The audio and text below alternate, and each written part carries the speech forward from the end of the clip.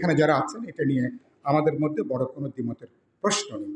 প্রশ্নটা এসছে যে আপনি এক নাগরিক পক্ষের বক্তব্য খুব উল্লেখ করা হয়েছে পরিবর্তন কিভাবে করবেন, এবং সেই পরিবর্তনের জন্য আমার এখানে এই পরিবর্তনের জন্য ইকতেদার ভাইও শেষে যে কথাটা বললেন, এই পরিবর্তনগুলোর জন্য গুরুত্বপূর্ণ স্টেক হোল্ডার যে রাজনৈতিক দলগুলো, আমাদের মধ্যে কি এই পরিবর্তন করে নতুন সংবিধানের জন্য আমাদের মধ্যে কি মতৈক্য আছে? আমাদের বৃহত্তর যে রাজনৈতিক সমাজ, সুশীল সমাজ থেকে সমাজের গুরুত্বপূর্ণ সংবেদনশীল সকল অংশ, আমাদের মধ্যে কি ঐক্যমত আছে? আমাদের ছাত্র তরুণ যুবরা যারা এবারকার এই গণজাগরণ গণ অভ্যুত্থানের গুরুত্বপূর্ণ সারথি, যারা জানবাজি লড়াই করে একটা পরিবর্তনের দুয়ারে বাংলাদেশকে ঠেলে দিয়েছেন, তাদের সাথে বাকিদের কি বোঝাপড়া আছে, সমঝোতা আছে, একমত আছে? সে জায়গাটা নাই। আমাদের এখানে ইসলামপন্থীরা তারা মনে করেন ইসলামী মূল্যবোধ সম্পন্ন ইসলামী ধারার সংবিধান দরকার, যেটা নাগরিক ঐক্যের এখানে বক্তব্য এখানে উল্লেখ আছে। এখানে উদারনৈতিক যে দলগুলো তারা মনে করেন এখানে একটা গণতান্ত্রিক উদারনৈতিক মূল্যবোধের ভিত্তিতে সংবিধান দরকার।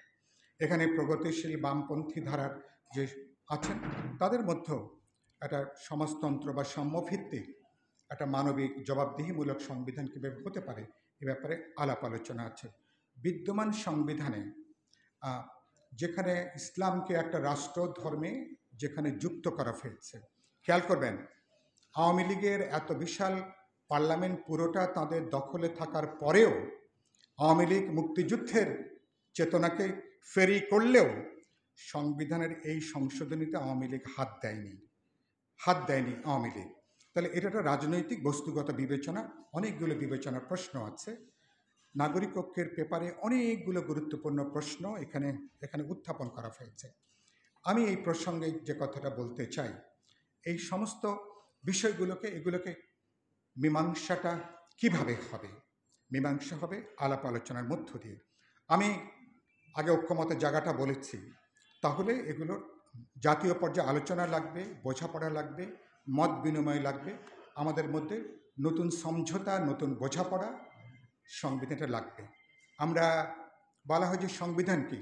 জনগণের সাধারণ ইচ্ছা, জনগণের যে সাধারণ অভিপ্রায়, তার আইনি রূপ হচ্ছে সংবিধান।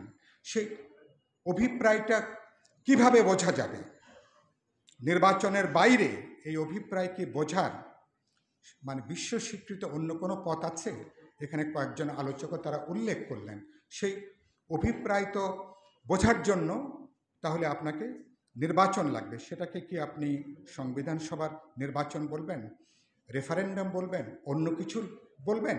সেটা নিয়ে আলাপ আলোচনা করা যেতে পারে, কিন্তু যেটা নিয়ে আপনি মানুষের কাছে যাবেন সেটার উপরে তো আমাদের ঐক্যমত থাকা দরকার, আমাদের বোঝাপড়া থাকবে। নাগরিক ঐক্য সঠিকভাবে উল্লেখ করেছেন।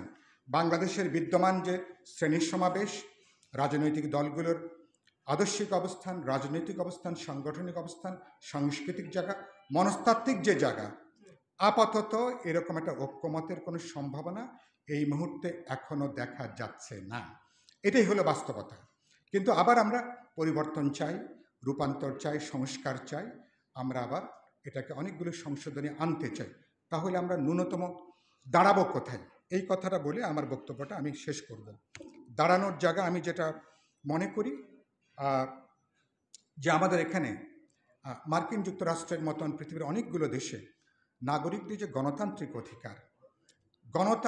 অধিকারকে কোনো ক্ষেত্রেই অন্য সংবিধানের অন্য কোনো আইন গণতান্ত্রিক অধিকারকে কোনোভাবে সুপারসিড করবে না, কোনোভাবে লঙ্ঘন করবে না।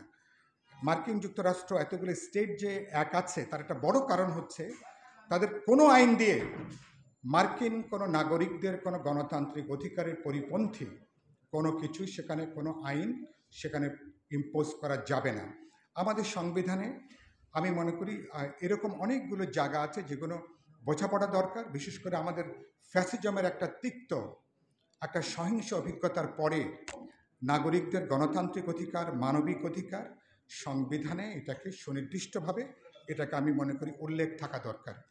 দ্বিতীয়ত আমি মনে করি বড় দাগের, যেখানে বড় দাগের আমাদের মধ্যে হয়তো দ্বিমত হবে না, যে নির্বাহী বিভাগের সাথে আইন প্রণয়নী বিভাগ এবং বিচার বিভাগের একটা যৌক্তিক রেশনাল সমন্বয় থাকতে হবে।